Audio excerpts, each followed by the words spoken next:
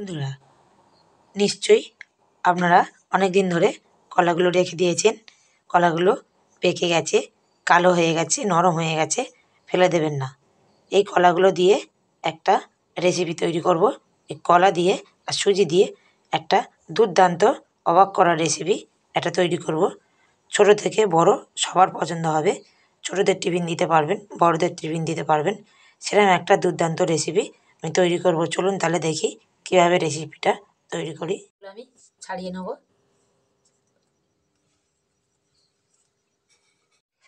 আমি 1 কাপ চিনি দিয়ে দিলাম কলার সঙ্গে, ভালো করে মিক্সড করে নেব। আমার মিক্সড করা হয়ে গেছে।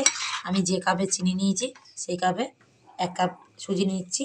2 চামচ সাদা তেল দিয়ে দিলাম আর সামান্য একটু লবণ দিয়ে দিলাম। আমি দিয়ে দিচ্ছি সামান্য একটু পরিমাণ মতন দেবেন। এটা আমি দিয়ে দিলাম টেস্ট হওয়ার জন্য। ভালো করে আমি মিক্সড করে নেব। টেস্টটা হয়ে গেলে আমি 10 মিনিট রেস্টে রেখে দেবো। যেহেতু সুজি আছে, আপেলটা আমি ছাড়িয়ে নেব ভালো করে। ছাড়ানো হয়ে গেছে। এক গ্রেটার দিয়ে ভালো করে আমি গ্রেট করে নেবো। আমি ভেজে নেবো ভালো করে। আর এই ফুড কালারটা দিয়ে দিলাম, দিয়ে ভালো করে ভেজে নেবো। আমি চিনি দিয়ে দিলাম। আমি আপেলটা ফুড কালার দিয়েছি, আপনারা চাইলে বিটও দিতে পারেন, বিটের কালারটা। আমি বাটিগুলো ভালো করে সাদা তেল মাখিয়ে নিয়েছি। দেখুন ব্যাটারটা আমার কত নরম, কত সফট হয়েছে। আমি 1 চামচ করে বাটিতে দিয়ে দেবো। আমি বাটিগুলো 1 চামচ করে দেওয়া হয়ে গেছে। সুজির ডোগুলো আমি আপেলের জ্যামটা আমি অল্প অল্প করে দিয়ে দিচ্ছি বাটির মধ্যে। আপেলের জ্যামটা আমার 4টে বাটি দেওয়া হয়ে গেছে। আমি ওপর থেকে আরও 1 চামচ করে ব্যাটারটা দিয়ে দেবো। আপেলের জ্যামটা দেওয়া হয়ে গেছে। আমি প্রত্যেক বাটিটায় 1 চামচ করে দিয়ে যে ব্যাটারটা আছে সবটা দিয়ে দেবো।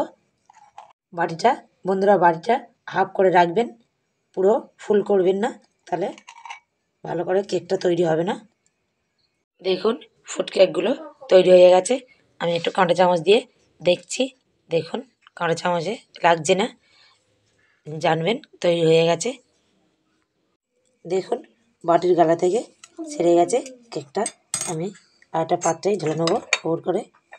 এই দেখুন কত দারুণ হয়েছে, দেখুন আর কত নরম হয়েছে। এই দেখুন কেটে দেখাচ্ছি আপনাদের। এই দেখুন কত নরম আর কত সফট হয়েছে। এই দেখুন কত দারুণ হয়েছে কেকটা। এই দেখুন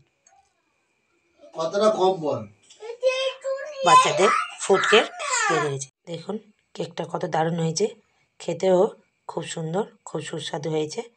আপনারা না করে খেয়ে দেখলে বুঝতে পারবেন না, সত্যিই সুস্বাদু হয়েছে, দারুণ হয়েছে।